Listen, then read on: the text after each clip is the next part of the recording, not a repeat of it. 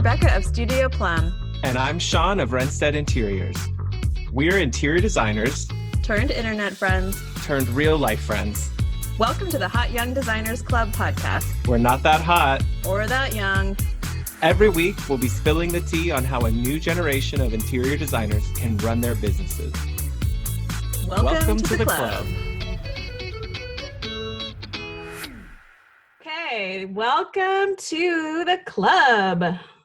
All right, so this week, Shaun, we are asking that age-old question, does your brand suck? Oh, man.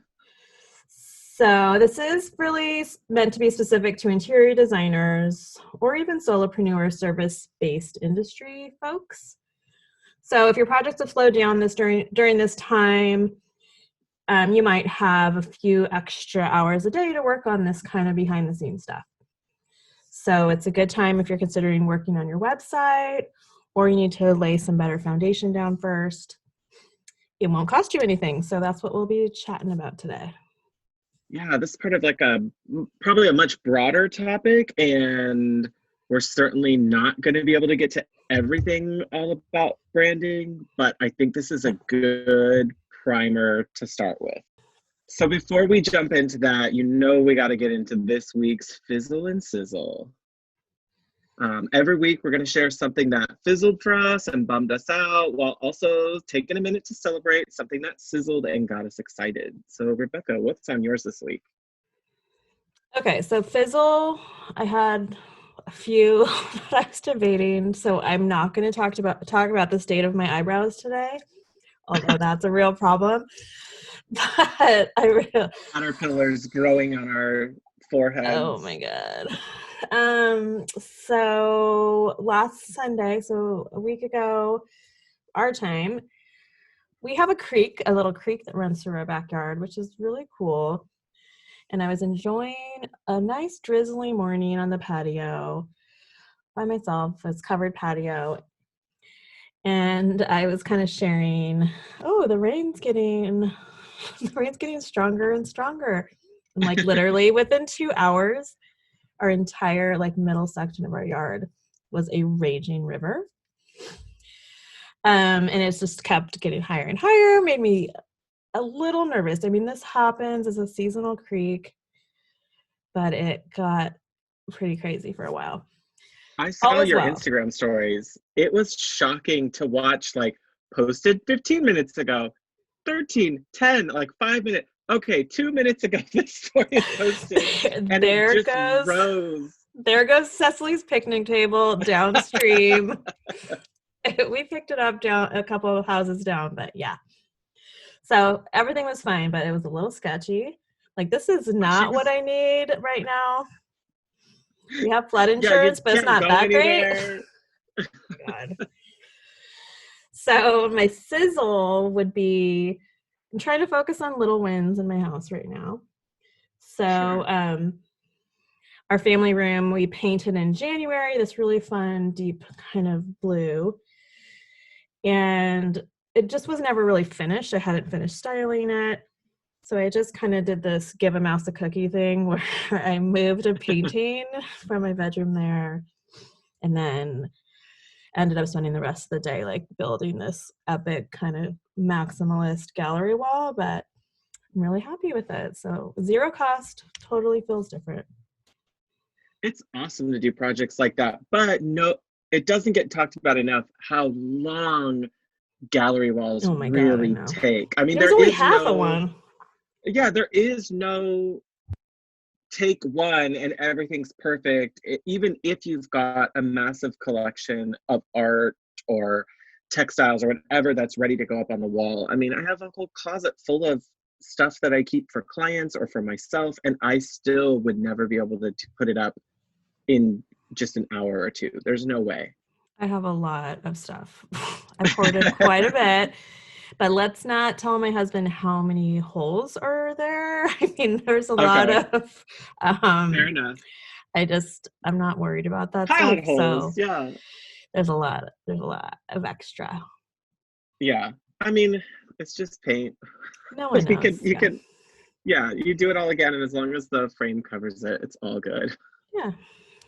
How about you? Um, Girl, this week, let me tell you, you sort of warned me. I don't think I was ready, but the Schitt's Creek series finale, so it's the season 5 finale, which is their final season, and that's my fizzle. I was ready. I feel like they've been building us up to be ready for the close of the season. But I didn't expect to be as sad as I was at the end of the final episode. I know. I laughed. I needed to pause it so I could finish laughing at certain points, and all of that was great. But also, I needed to pause it so I could cry at a couple points and be able to like listen to them and the dialogue. And I'm so attached to the characters. Like Moira she's probably not my spirit animal, but she's a lot of people and a lot of gay men's spirit animal. And that show is just so iconic in its humor. So I'm really sad to see it go. You know, I watched it too, and the only thing that I would say is it was the first time I cried during this whole pandemic. Like, I think I needed like the emotional like push to like let out some feelings. Cry it out. I had to cry it out a little bit, yeah. Because you've been the strong pillar for yourself, for your business, for your employees, for your husband, for Cecily. I mean, if you get to let it out on a TV show, I know. Why not? Like, thanks, David. Yeah. Yeah, it's rough. On a lighter note, my sizzle this week is I powered through. It doesn't sound like a lot of time, but I powered through a solid 2-hour block of time this week working on some updates that I've been planning for my website. And I've been putting them off so long. I think I actually built up how much I needed to do in my head. And then when turns out, I sat down and started really focusing on getting it done. It really wasn't that bad. I had a lot more of it already formulated in my head that I just had to get out. And I'm hoping that I can have everything finalized in the coming weeks here. But I think something that did help me get through it was earlier this week, Lindsay Borchard of Lindsay Brook Design on Instagram, she posted a playlist that helps her focus, and it's called Chilled Cow. So we'll have to put it in the show notes, but it's on, you can listen like a live stream. They have like 27 hours of a streamable music stream they've created that's like music to focus, music to chill to, music to study to. It was pretty cool. And ever since then, I've been letting myself get into it and block some stuff out. And it just kind of helps you focus in the background. It doesn't have a lot of lyrics. It's not super upbeat, but not so low beat that you're going to like take a nap during it. So I might credit part of that to my productivity. I have one that I listened to from Jamie Beck, who is a photographer for Ann Street Studios. Her handle, it's amazing. But she lives she's an American living in Providence. Do you follow her? No.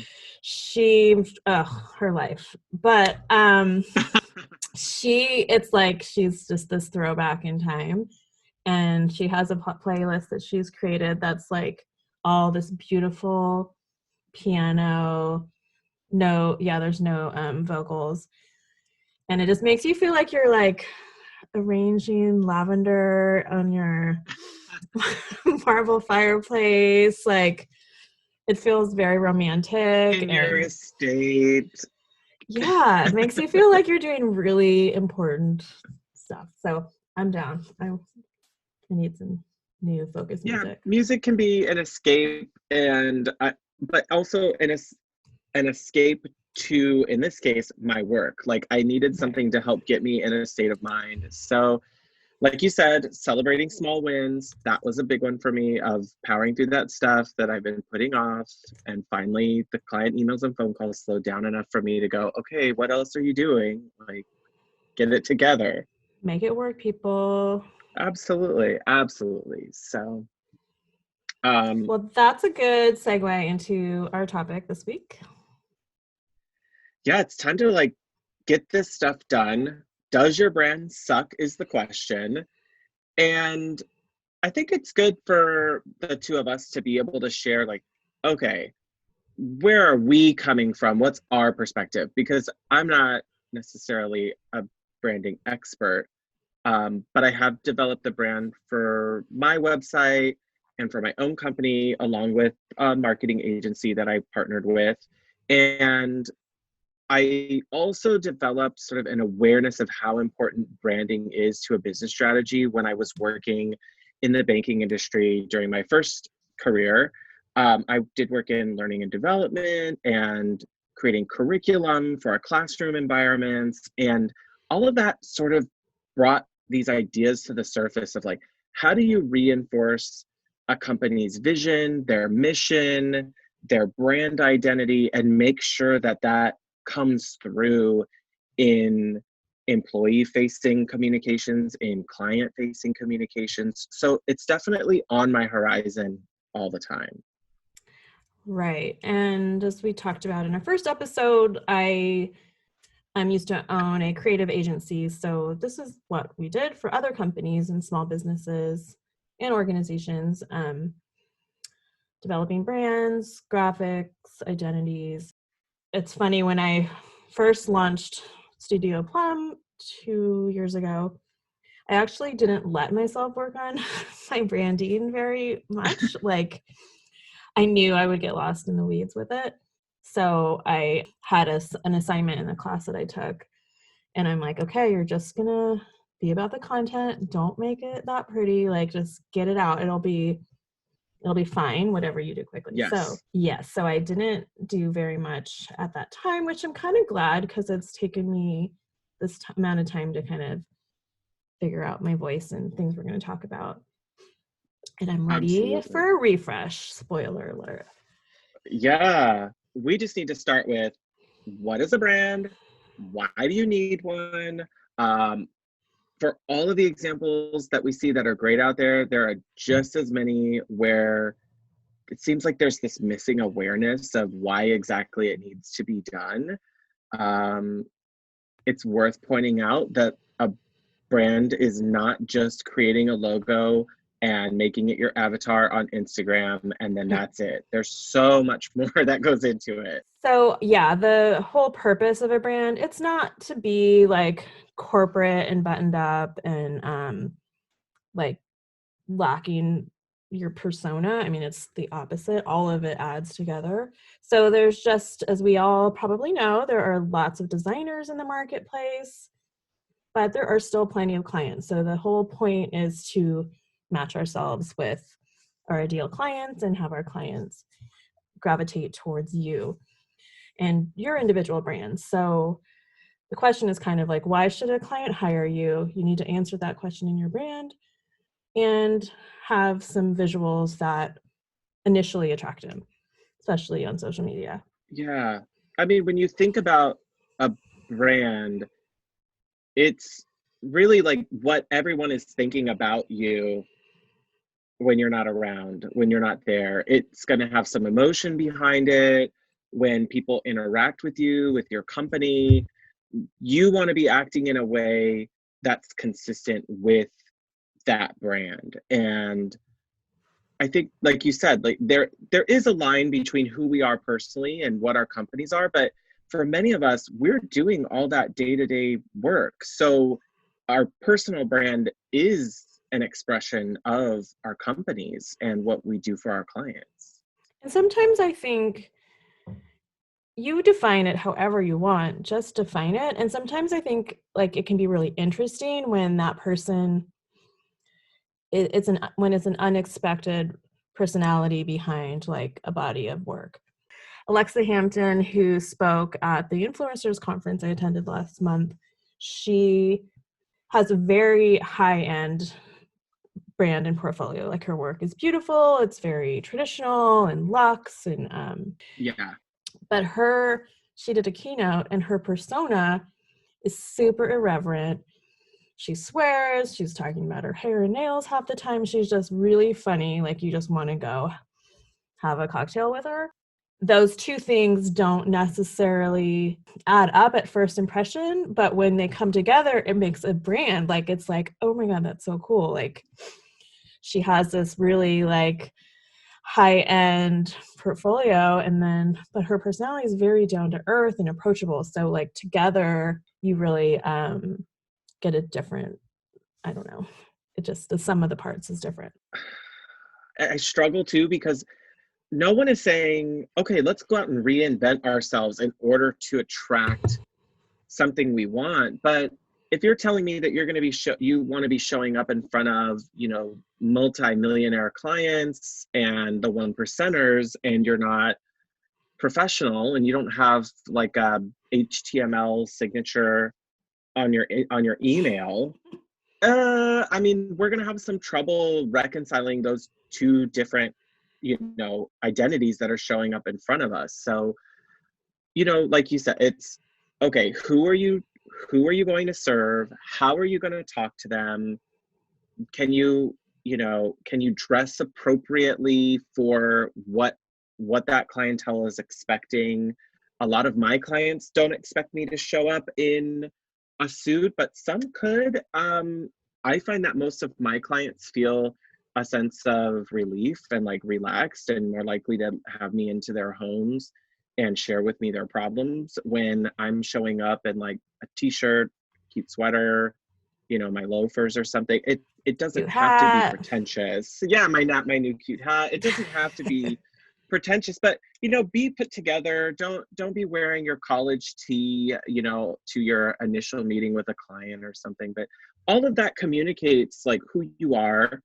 And I would argue that you can be intentional about it. I've always wanted to be seen as, like, even in my previous career, I wanted to be seen as the creative. So I felt like I got a little bit of a pass because I could always, I mean, I didn't dress like in sweats or anything, but I could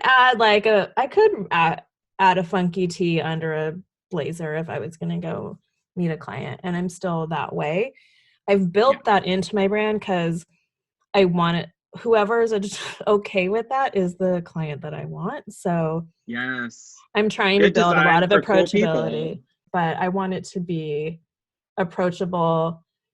And I'm just not a fancy person. Like, I'm not saying the right words half the time. I'm kind of a dodo. My brain kind of like goes offline. Like, I have like a little bit of a nutty professor side to me. So I want all of that to be transparent. Like, I want it to be likable, of course, but I want to bake that into everything that I do. There is sort of this like dichotomy of your front of house, what everyone else sees in public, and the back. And I think it's starting to blur a lot with how much we expose on social media and what we share. So I think you choose, like, you get to choose. Yeah. I'm trying to keep those pretty close, but just be consistent and make sure it's still a part of you. Like, you still have that corporate banker in you, so you can code switch pretty quickly. The uptight banker, so it doesn't feel inauthentic, not in a bad way, but like, you still have that. You're still a rule follower. Like, you do things the right way. Like, that's still part of you. So it's still authentic to you. Whether it's an email or a phone call or something on my website, I want to make sure it's all communicating that it's the same person helping all my clients. And the point of all of that isn't that the way we are doing it should be the way anyone else does it. It's just that we've thought it through and we are trying to weave it into our businesses and our lives. Definitely. So that's where it comes back to all the listeners to have to say, okay, if I'm going to do that, what is my niche? Who is my market? Where is my market? Yeah. And let's dive into that a little bit. I've done a little bit of brand work for other clients, or a lot, but specifically for personal brands, it gets a little different because your persona, like we were just talking about, is woven through it. But I think it's really important to still define it. It's really hard when you're a small business and you're open to kind of a lot of things. Mm-hmm. A lot of people I've realized resist this idea of writing a niche statement or niche. Do you say niche or niche? Where do you stand? Oh, I don't know. I guess it depends on how I'm using it. Oh, like if it's in the Niche? shower or if you're talking about your personal I brand? don't know. Yeah. Oh, that's interesting. What did I just say when I talked about it? Did I say niche? I don't Niche? remember because Niche? I think I go both ways Uh, too. So let's see. To describe your knit. Now I don't even know what to say. Okay, I'm going to say niche. niche. You can answer these questions. So ask yourself these questions and answer them. Who is your ideal client? Be specific. The whole point of this is to create a target that's very specific. And then if you hit something outside of it, it's okay, but you're still wanting to draw your ideal client to you. So who is your ideal client? What are they like? What do they like? Are they male? Are they female? Does that not matter? Are they a certain price point? What is your ideal service? This is, I think, something that in design, we have a lot of ranges to our services. For instance, I don't want to take on construction work. Shaun I does. love it. I love it. So this is something to really know what your ideal service is Yeah. and It why. doesn't mean And you would why. turn down. Like if the right project came along that's for you, that's construction, and it's got a great architect and a really, solid contractor with Contractor. amazing clients who really want you involved, that doesn't mean you'd necessarily turn that project down just because it's not in the niche that you want to be in, but you're going to Definitely look not. carefully at those projects. And make sure, my role in it is going to put me in the best light. Totally. And I think the big question that everyone needs to answer, which is really hard, but why? Why are you doing this? What's Mhm. really driving you? What's gets you out of bed in the morning, not just to make a paycheck. And not just based on talent, like, oh, I'm good at design, so this is what I'm going to do. It's got Right. to be a little bit more hippy dippy than that. A little touchy-feely, yeah. Yeah, you've got to be able to answer it. And this is where we say, like, a brand ties into emotions, is you have to think about yourself and what excites you and what drives you um, Because let's every be day. real, we are not getting into the solopreneur game for the creativity only or the glitz and glamour. Like there's Yeah, you could do more that for a driving big you firm. Yeah, you could be a without a junior lot of the headache. yeah, you could be a junior designer and let another principal take on everything. So I did a quick niche statement and I'm still working on it, but this will be woven into my bio. It's something that you can put on your website super easily. It should be with using your own language. So my name is Rebecca Plum. I am the founder of Studio Plum, an interior design studio based in Sacramento, California. My passion is to help busy women create livable and lovable homes. Oh, I love that. It's like short and sweet. It doesn't have to be heavy. No. So I do work with male clients, but they're not my primary target. And I don't even know if I've really had a male client. Like husbands, but not. Not separately, like bachelor pad status. No. And it's not, I think it's just who I'm attracting. So Yeah. yeah, and I still Yeah, need I to would work on this. I think adding kind of a price point into it would be helpful too. I'm not necessarily a luxury designer, but I'm also not trying to be an affordable designer. So I'm working on some of that wording. yeah, there's like a mid but entry mid level that I find that I'm like the most comfortable in because I want people to be flexible. I don't want them to have unrealistic ideas of what they can get for certain price points. And it helps when clients are paying attention to dollars because it can usually lead them, in my work, it can lead them to make decisions faster because they're still conscious of how much time is going into design and what that could have equaled for furniture and accessories or something else in the home. So Right.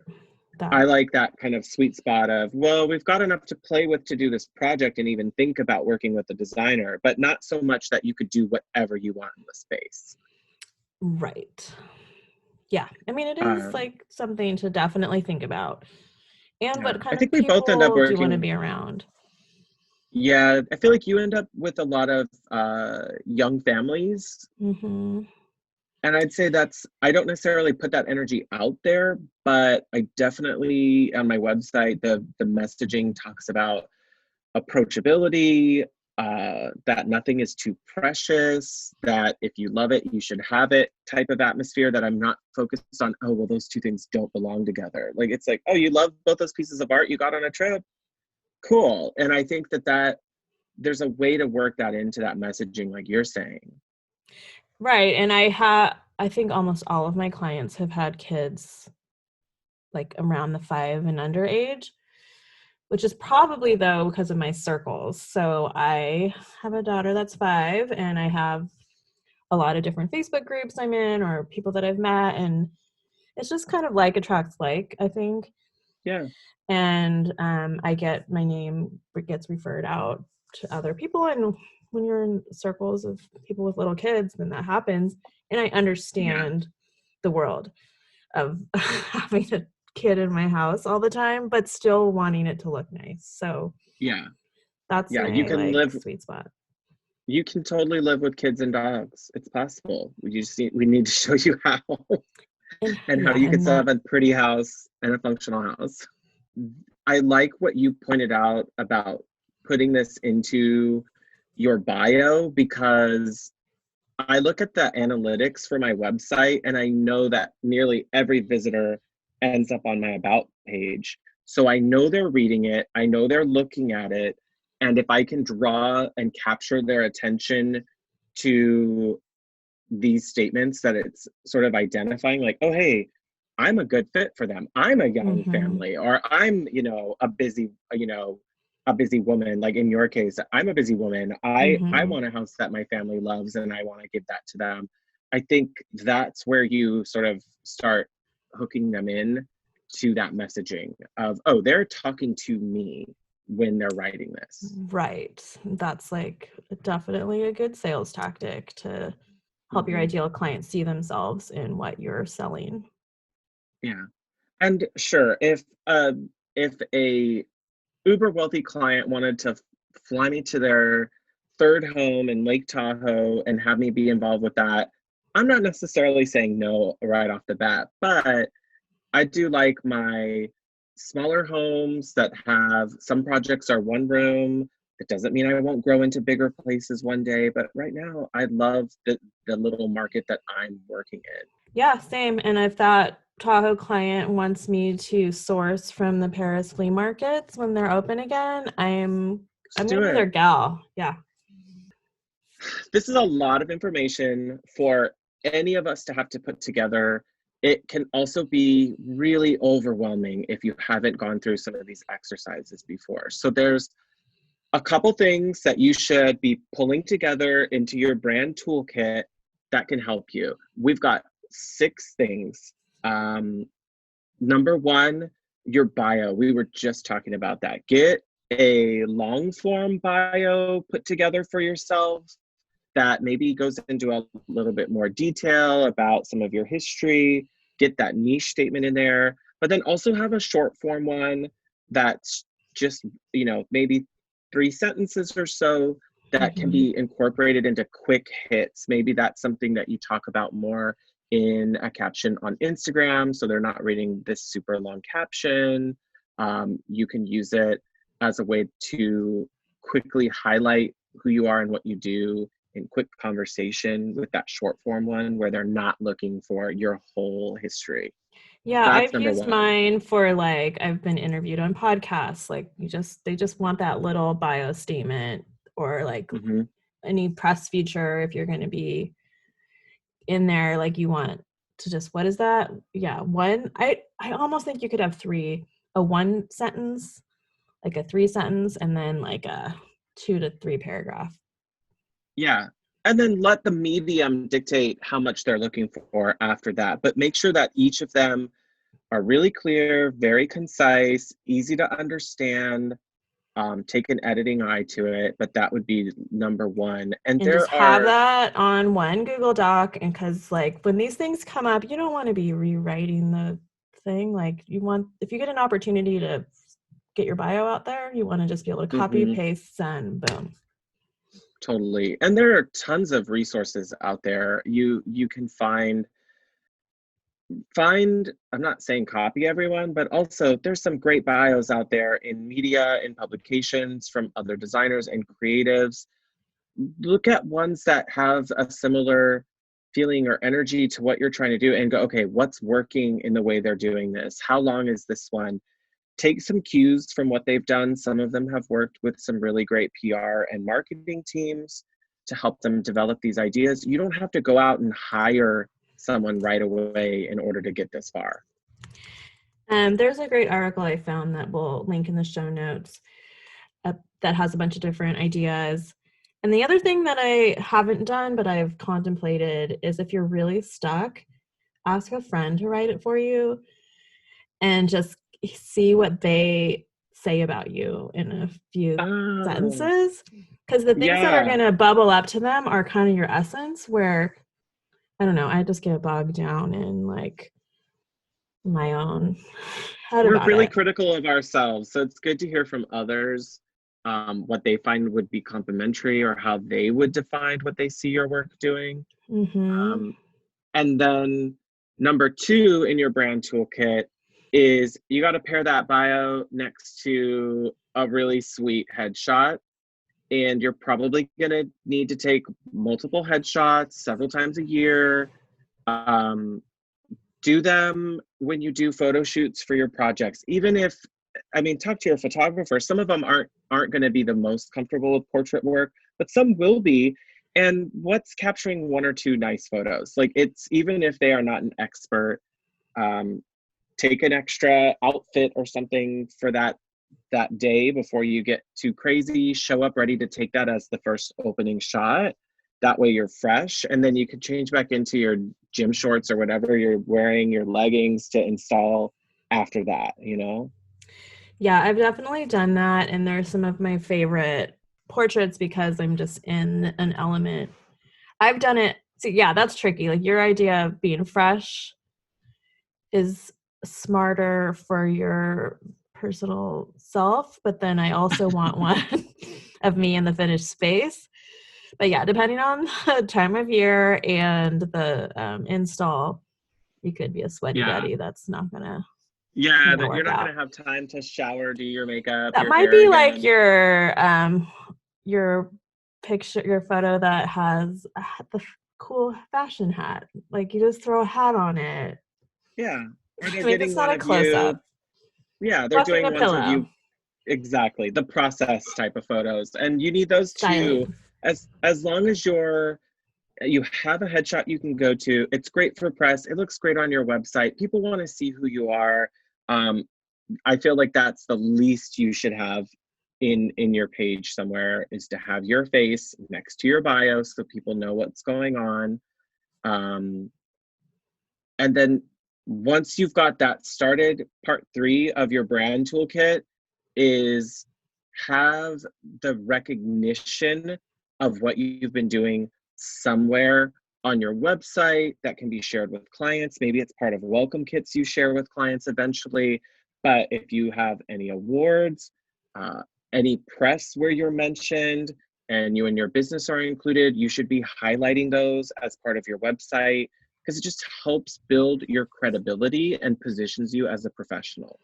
Totally. And in different, like this is just really a list of things you just need to pull together, mostly like pull together any awards you've had, like Shaun said, press mentions, have just a Google Doc that even if it's internal, because when you're ready to add that to your website, that all helps. And sometimes when you're going to be positioned to sell yourself in other ways, we'll talk about that in the media kit portion, but you don't want to be hunting and pecking all over the internet every time you need this. So keep it in one place, and then definitely update it on your website.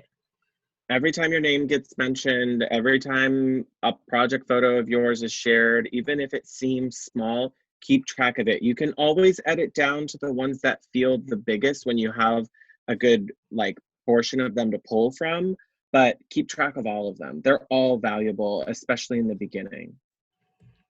Yes. And just a side note on that, putting them on your website also just helps your SEO. So so it's not that big of a feature that I'm in a roundup on betterhomesandgardens.com, but I'm sure as shit gonna put it on my website.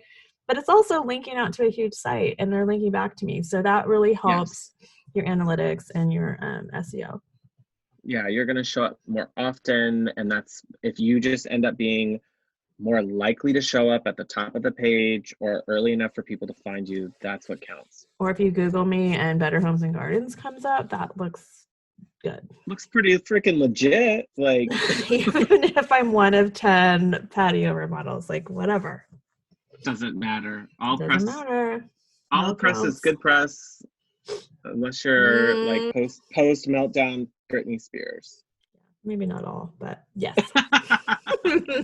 So, okay, number 4 in your brand toolkit is your actual, what we think of when we hear branding is the logos, the files that you're going to have multiple file types. We're not going to get all techie on you, but yes, there are several different file types that you want to have for these. You're going to have PNGs, you're going to have your JPEGs, you're going to have multiple types because everything's going to be used on different platforms, whether it's to create marketing and internal materials for you, whether it's going on your website, whether you're using it for mood boards. You need to have all of these in different file types. It's definitely, if you don't have experience with logo creation or things like that, this could be a little bit of an undertaking if you have less of a graphics background. Coming up, we're going to talk a little bit more about some resources that you could look into to help with some of that. But if you do hire somebody to do your branding, just make sure they're giving you a full logo kit with, I'm going to be techie. You need your JPEGs, you need your EPSs, you need your PNGs with a transparent background. You need your logo in full color, you need it in solid black, and you need it in white with a clear background. Yeah. I mean, if you're gonna sponsor your kids' t-ball team and you need to put your logo on the back of their shirt, you want it white with a transparent background or black. And it's got to be a appropriate resolution so it can be scaled depending on the size of something it's going to end up on, how big it's going to be printed. Right. You don't want it to be all pixely and gross. And I'll add one more thing that I always do is I create a logo guide. And this is just, it doesn't have to be a fancy like 50-page brand guide. I just do a one sheet, like I did it for the Hot Young Designers Club logo. I do it right away. So every logo and all of its iterations are just on there in this one PDF. And I break down the Pantone colors, the CMYK conversions, the RGB conversion, and then your hex for web. So, and I use it all the time. So when you're working on your website, you know what your brand colors are. And height to all that. I know, but you need the hex numbers are those 6-digit numbers that you can customize in your website. And if you know what yours are, then they'll be consistent everywhere you use it. Totally. Yeah, you don't want it to be different coloring. You don't want it to be different colors on your website than it is on your presentation documents that you share with clients. It's just creating consistency. And sometimes you get your logo and if you don't have that, then you don't remember. And if you're not a graphics person, then you're not going to be able to just get that info really quickly. So I'll put an example in the show notes of what I'm talking about. It's not fancy. You can do it yourself just so you have it. And I like put it on my bulletin board or somewhere convenient so I can just grab the numbers when I need them. Yep, you got to be able to refer back to it quickly. And unless you're like Shaun and everything's black and white, then you don't need to worry. That makes it easy. It's just, I like the simplicity of It's it. It's not always that consistent. I don't like, it's not that I don't like color. I do. I just, there's a piece of me that is still like not stuck, but I just It's like to be classic. able to start with like a clean classic and then let all of my other work really jump from that. And that was something that was a central strategy when I worked with my creative company, the marketing company, to help develop some of this. Is I was like, I don't, I want this to feel evergreen. I want this to feel like something that I can keep adapting and changing with reasonably over a long period of time without it feeling, too trend based. And I think for me, it was saying, okay, well, black and white is probably the easiest strategy for me because Totally. my mind jumps to 45 different colors that I fall in love with every other day based on what I'm being exposed to. So And I'm a black and 7, white so made it easy. I want to change my logo every year. So Yeah. We could spend, um, that could even be a whole secondary episode to this, is the thought process, the mentality, the work that goes into creating logos and design. It's a huge component of creating your branding and communicating it, but it shouldn't be the only thing you consider. And I do think that a lot of businesses, when they're starting out, focus on who can create a logo quick, fast, and easy and cheap, and they've left so much on the table. So let's no, jump there's to our fifth. definitely, yeah, there's definitely a solid argument for letting your portfolio work shine and your logo recede. I think we're opposite sides of the how we approach it, but I think they're both right. Yeah, they both work. Okay, so Okay. number 5 in your brand toolkit is testimonials. You want to get statements, and they don't have to be super formal. They don't even necessarily have to be Yelped. You could just ask your clients, ask partners or vendors that you've worked with to share their perspective of the work that you have done as part of the projects. What is it like working with you? What were the results like because they worked with you? How did your involvement help shape what came out of it? If it's a client, this is amazing to hear and really great to share with potential new clients, that there are real people who have real thoughts about what you did. They don't have to be always the perfect 100% glamorous, positive, glowing 5-star reviews. In fact, most of us are probably suspicious if all we see are the always glamorous, perfect review. We might be suspicious. So if your clients share a testimonial where it shares about, oh, we ran into hiccups on time during our project, but Rebecca kept us on track, that's good to hear. That's a realistic thing to hear. And you may be able to use that to demonstrate to the right client or the right partner where it was valuable to have you involved in a project. Yeah, and adding a reality check through the voice of previous clients, I think, is a nice touch as well. Do you have a specific way that you've collected testimonials? I ask clients, I ask at the end of projects, I ask them to write down some quick thoughts. And sometimes I'm lucky if I get, 3 sentences, but some people Just are an more email, like verbose than other. Yeah. you don't have like a And then, form or no, I don't have anything so formal, but I will also say this. I have a really thorough kind of loop back process built into the way I function in my business. So it's, while it may not be written out in a checklist in, tangibly, in my head, at the end of every project is a very consistent process where as I've finished a project, they've gotten to enjoy it for a little bit, and I loop back to them. Usually it's after 1 to 2 weeks after they've had a chance to enjoy the space. I touch base with them by phone, talk to them a little bit, and then I say, I'm going to follow up with an email, and I would love to get your thoughts. And the email is more like a prompt. Like, so I just say, how did it go? What did you think?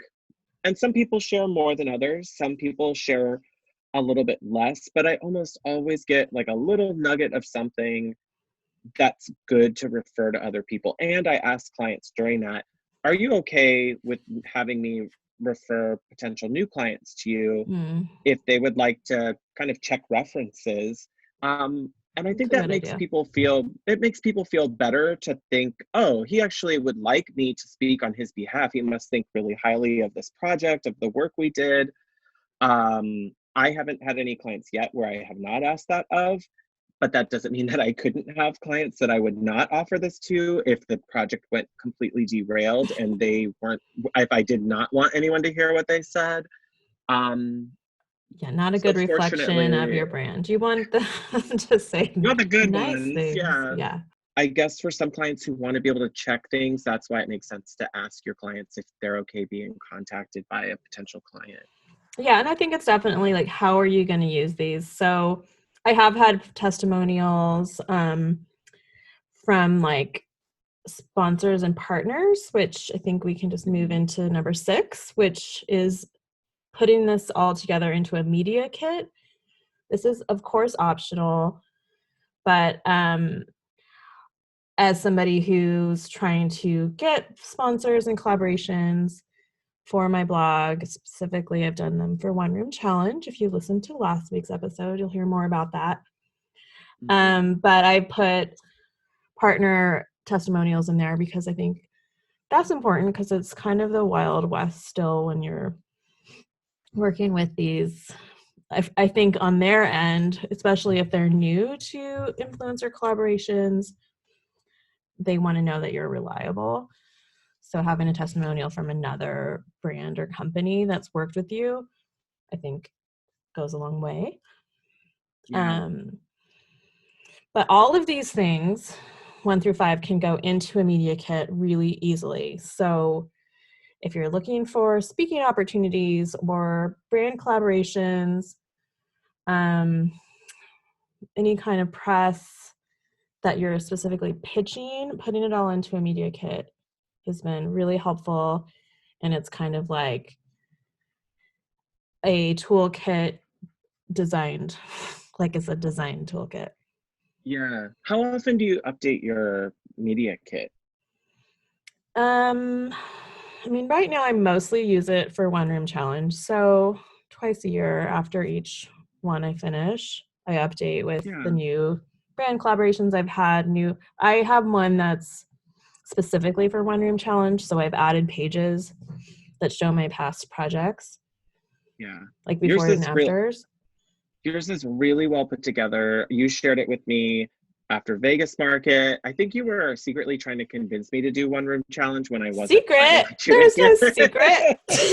it. But I your media kit prompted me to create my media kit, and truly it wasn't hard to put together because I had already created my bios for my website. I had a a portrait shot, a headshot. I had already gathered some press in the beginning stages, and I had my logos, and I had asked clients for that. So it really became much easier. And then I was able to plug in some of the professional photography from my projects, and every single partner or potential collaborator that I talked to was very impressed by how clean and clear everything was, and the photographs really speak highly of the type of work that we do.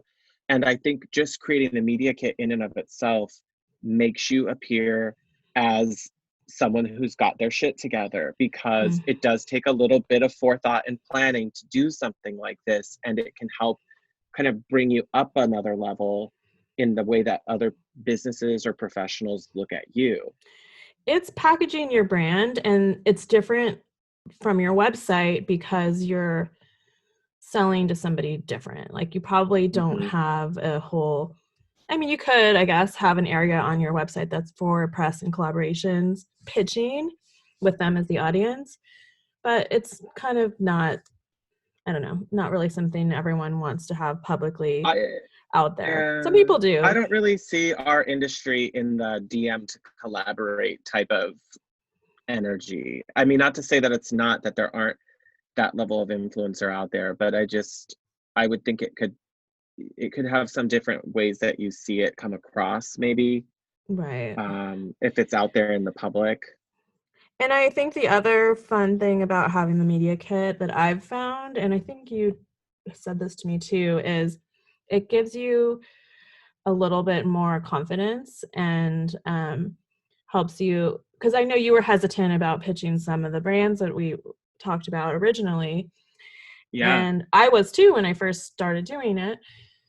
And when I put my media kit together, I'm like, okay, I do not have 50,000 followers on Instagram, but like this looks kind of like I know what I'm doing and I can pull this off.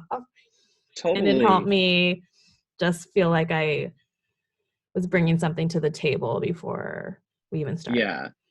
And it can be a lot to put together. So take your time, start pulling it together now. I know that a lot of us are having some slow time, or we have a little bit of lag in between certain phases of our project. So this is a good time to look at everything, update it as needed, start plugging it in. And if it's slow, just work on it little by little. It's not that right away you're going to get it all done. And there's some um, great kind of templates that are already built out there for Mm-hmm. media kits and some of this. Rebecca, I know you referred or shared with me Creative Market, Yep.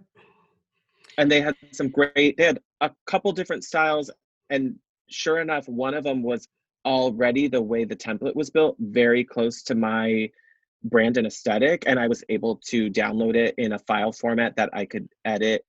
I like to use InDesign or Illustrator. If you don't have those software programs, they even have them in other formats like Yeah, Word that you could work in. you can search. Like the nice thing about Creative Market is it's like user to user, so it's like a designer can add their designs, and so it's I guess it's like a marketplace. Yeah, and they have so you can search by template type, so whether it's Word doc or Canva. Some of them come in multiple formats in the same template, so Package. Yeah. mhm. And I think this is the front of mind for both of us right now, because we both just happen to be working on updates to our websites and our services. That my services was something that I'm working on my website, and how I'm trying to communicate a little bit clearer to potential clients what my offerings are and how they can Remote find what's offerings. yeah, well, remote offerings, but also it's just I don't want to have to pitch the whole book of what I'm capable of. I want to be more forthright with what items can kind of belong together so clients can find things faster, and I have less to talk about or less to explain when I'm on a quick call with them or in a meeting with them. Instead, we've kind of gotten that out of the way by using my website services page that I'm working on updating now. Yeah, I feel like we should have a whole episode about websites and strategy, because I know you and I have been debating different approaches behind the scenes, Hmm. how much to And give you're working away, on yours and right now. yes, and I'm quote unquote working on mine. It's all in my head still, In but yeah, between being a full-time everything for everyone at your household during self-isolation, yeah. I mean, have to like you were somehow be saying, expected. it's easier than you think, but it's also, to me, I once I get started on stuff like this, I don't want to stop. So I can't be interrupted. Yeah. But yeah, I mean, I have a history being a graphic designer. I know Photoshop, Illustrator, I know a little bit of HTML code. So it makes sense for me. I'm DIYing my website based on a WordPress template that I bought. And But you've got a lot of background in that. So when yeah, when I hear you doing it, I'm like, good for her, because you have the space, the experience, the background to come into that. For me, I knew that in the time it would take me to finally figure out how to do it all by myself, and I'm not tech incapable. I feel like I'm pretty confident in different technologies and website, but I knew that by the time I figured out how to do it myself, it just wasn't worth it. It was easier for me to get someone to help me, to outsource that work to a creative marketing company who can help build things for me and execute.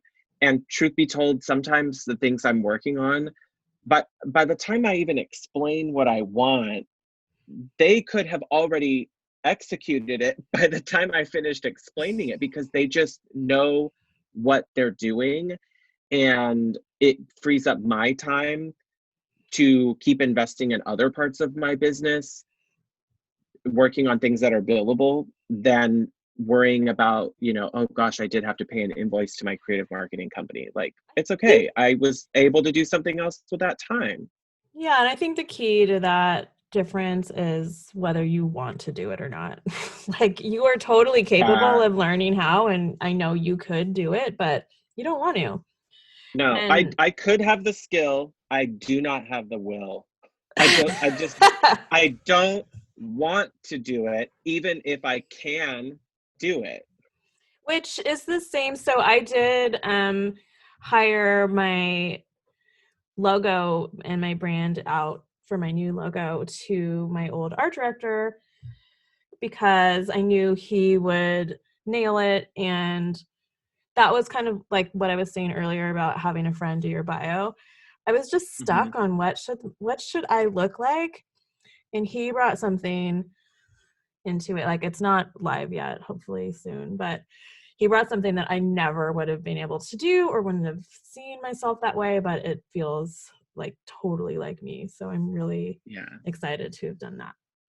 Yeah. And we worked with different people for our stuff, to have help with some of it. But there's companies that are out there making big goes of this. I know that Anastasia at Identity Collective shows up a lot on a lot of our Instagram feeds, and she's worked with a number of designers. And in fact, she seems to really focus in her entire business on how to help interior designers in their websites, their branding, their social media, and she's made a big go of it. And I think that if you're in a place where you can take some money from some of your early projects, if you're starting out, or if you've built up a little bit of capital into your business, it makes sense to put it into stuff like this so you can get off the ground faster or build up some momentum faster with your business. It's going to raise your professionalism. It's going to create a lot of instant credibility. And if you aren't going to do it yourself, it is kind of awesome to just be able to have a creative team that can do things for you quickly, that can free up your time. I mean, don't be afraid to invest in people who make your life easier. And get it done. Like, that's the Yeah, you're pain saying point I'm it right now in is, anyway. yeah, it's now my website. I'm committed to doing it, but it's definitely like hanging over my head and it's not getting Yeah. done. But And that's I'm going your to. brand is your brand is going through like its version 2.0, or probably like it might even be 3.0 or further, but a brand is always evolving. Your projects are going to Mhm. change, your aesthetic is going to change, what you love in your projects is going to change. I mean, look at where, just as an example that pops immediately, if we look at where like Amber Interiors was starting in the beginning of her career, and IKEA cabinets and bathrooms and projects like that, and then you look at where she is now, you could not imagine her working with her first year opening website with the clientele that she's working with now, with full scale custom construction and all of these techniques. It's not set it and forget it. So you have to make sure that you have access to make changes, that you can pivot when you need to, when your business needs to change or update its direction. If you're doing it for yourself or if you're getting someone to help you, you need to make sure that you can keep coming back to this and keep it moving and evolving. You may want to be adding more services, or you might want to be removing some things that aren't profitable for you. And you need to be able to change that when it makes sense. Especially like right now, we are all having to adapt in major ways. So you don't want a website that's incorrect and implausible. It's like Like, stuck somewhere. yeah, and no one, like, if you're just offering services that can't be done right now, you're not going to sell that client. You just Totally. can't. Yeah. So that was the big question that started all of this, was just, you want to figure out, well, does my brand suck? Well, Maybe. Go back to the beginning. Do you know your audience? Does your brand, does what you're putting out there, does it feel like a reflection of you? Is it consistent throughout all the platforms and all the different ways that you communicate and that clients interact with you? And is it aesthetically in line with the type of work that you're doing? If it's not, your brand might suck.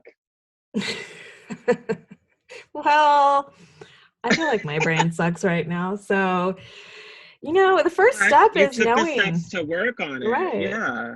You got to admit it's a problem. And again, this will always be something that keeps changing. So you might feel super happy with it, like Rebecca, where you are, after you get all these new changes you've been working on updated, you're going to feel really good about it for a while. And then it might start to go back slope a little. And then you need to refresh again a couple things or update just a few components along the way. So I update my website like once a month. I make some sort of change or take a page down. Yeah, a little tweak or change. Or I see a new format that I like on another web platform, and I'm like, oh, I wonder if that could be updated on my blog, or I wonder if I could change this color somewhere. And it's okay to mess with it, but by all means, if you are not into that, don't spend all your time in that. It's okay to it's okay to let it sit for a little while and then kind of group together a grouping of changes that you want to make all at once, and then maybe bring them to a web company. So yeah, but it should be your brand should be a living and breathing entity. Totally. So don't leave this with feeling like, oh my God, I can't do anything. There were definitely some small pieces that you could break down and start chipping away at these, work on them slowly.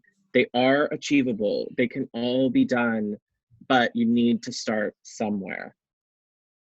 All those pieces in the toolkit are zero cost, potentially. At least getting the content together. Correct. Yeah, it might take you might have to get a portrait taken and pay a photographer to help get that done, but those are things that you can build into and plan for them as the right projects come up. Yep. This week we have a design agony question that was submitted, and I just like being able to hear what's going on with other designers and see where their heads are at in their businesses. Rebecca, do you want to read this week's question? I'll read it, yeah. Okay. Jen asks, she's looking for a little advice. How do you ask clients for more money when they keep adding things not included in the scope in contract? I had a horrible experience asking in my early years that now I'm so hesitant, and I know the only way to be successful is to not work for free. Thanks. Yeah. I mean, she has PTSD probably. I mean, it's rough, but I think you should share first how you would handle something like this. I have some thoughts too, but the first thing I would say is I have never met a client who didn't scope creep on something. Like, to me, it's just going to happen, and I am mentally prepared for things to get added or edited or removed from the scope we talked about in the contract. So this is kind of to be expected. So it's good she asked, because we want to be prepared with how to react to it. Yeah, I mean, hindsight is 2020. The first step is to have this conversation before projects start and let them know, and it should be in your contract, anything above and beyond this agreement, whatever it is going to be billed at this hourly rate, is what mine says. And it's awkward. Like, I've been stuck in this position where I get really friendly with my clients, and some of them are already friends. And it's just awkward feeling like you're reneging or, I don't know, going back on an original deal. But the best thing is to just tell them before you start. Like, the thing you don't do is start doing the work and then ask them for more money. Right. Yeah. You can't do the extra scope and then come back and say, oh, P.S., you owe me $5,000 more. Yeah. That's going to piss people off.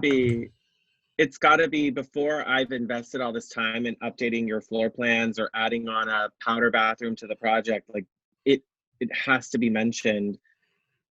We got to figure out what this costs before And you are you agree and before okay you're with it? sure. Yeah, I usually, I think I take it from that standpoint too, of have the conversation before a project starts, even if it's built into your contract. It's worth calling that out of, hey, sometimes when we work on projects, stuff gets added. I see it happen all the time. Just know that when that happens, here's my process. And I think it's hard. I don't know what it is about creative that does this, but remember, you, for Jen's question, Jen, you're not asking to be paid. You're telling them this costs more. They have to decide whether or not they want you to do that work that costs extra. And it's really up to them. And I know that's hard for a lot of creatives to stand in their space and say, this is what it is. So I usually, I have a kind of informal process when clients want to add onto their scope. And it's because I have really good contractual terms built in that in where I'm at, an email that they respond to in a certain way usually is a pretty good legal place to stand. Obviously, depending on the states you're in, talk with your attorney. If you don't have one, you should find someone that can consult on contracts. But I usually put together a quick proposal of hours in an email. It's not very formal. It's usually like, oh, you know, as we were sharing at our meeting today, you want me to add XYZ, and that's in addition to our original scope. And I think it'll take this many design hours, which costs this much. And then I just remind them that this is an estimate, because I bill hourly. So this is an estimate, and that the real build hours could be different depending on what it takes to finish it. And I ask them to reply by a certain date, whether they'd like me to do it or not. And that's, you know, depending on how big of a change it is, I may ask them for a larger deposit or retainer to cover a portion of those hours. If my existing retainer covers a good portion of what's being added, I may not ask for more. It's usually, if it's going to be like more, I would say if the scope that they're adding is going to be more than $1,000, I like to pump in a little extra retainer money or deposit money against those hours from what I collected originally. That way I'm not running into a risk of getting to the end and they're wondering why all these unbilled hours or unpaid Right. hours aren't there yet. And like if it's something like the original agreement was I was designing their living room, but now they want to incorporate the adjoining dining room, then I think I would even just do a whole new like mini proposal that includes a deposit for the additional work, but it has a scope and what's included, what's not. And Yeah, get them back on board when it's going to be big. It's okay to revise the contract, the original contract, and go back and revisit.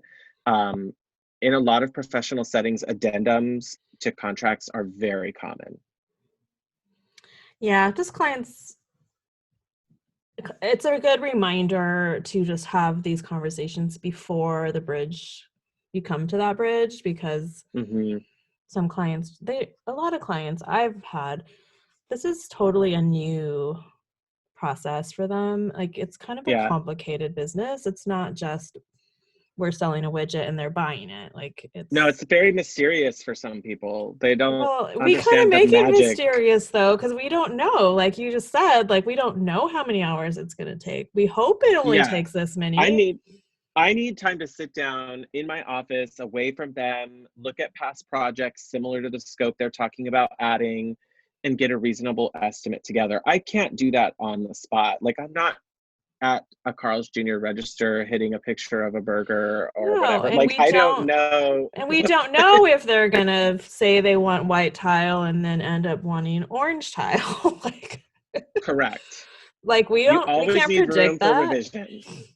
Yes. So we can't Yeah. predict what they're gonna, a lot of times it's an evolving process for them where they kind of start out really nervous, but then realize like, okay, I'm feeling braver. I want to try this. And that means things shift. So it's hard. I Totally. mean, we can't predict it.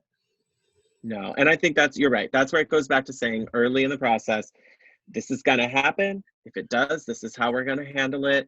It's not weird. It's not out of the normal. This I'll is give just you a how it heads up. works. I'm Yeah. gonna Like make it so it's not like out of the blue that you get a bill on your lap. Like it's. And some clients don't know what they don't know. Like if this is the first time it's happened with you, how are they going to say that you don't always handle it this way? They don't. Just tell them, this is how I normally handle it. And they don't need to know that that's the first time you've had to do it that way. So it's okay to pivot True. quickly on that. And also they may back down, because if it's like, oh, can we see this in another way?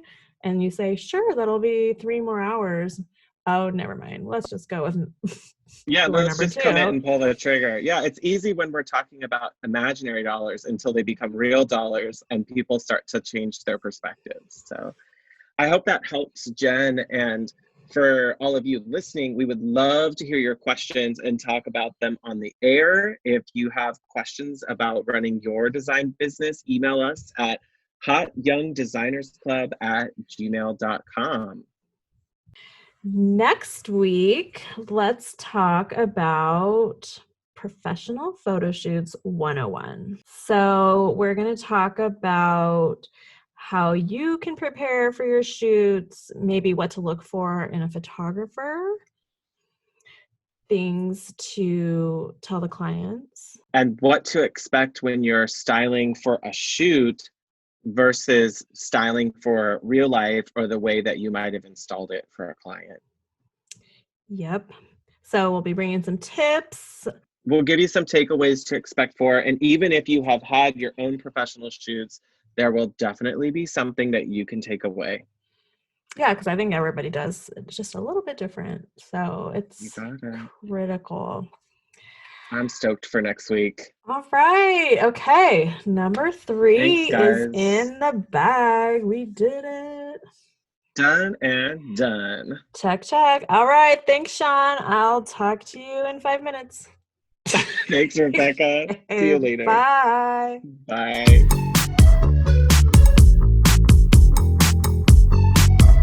Thanks for joining this meeting of the Hot Young Designers Club podcast. If you liked what you heard, please subscribe and leave us a review on Apple Podcasts. Check out the show notes there for links to things we talked about today. We are keeping the conversation going on Instagram, so don't forget to like, comment, and follow at Hot Young Designers Club. You can find Rebecca on Instagram at Studio Plum. And you can find Shaun at Renstead Interiors. That's WRENSTED. Ding, ding, ding, ding, ding, ding, ding, ding, ding, ding, ding, ding, ding.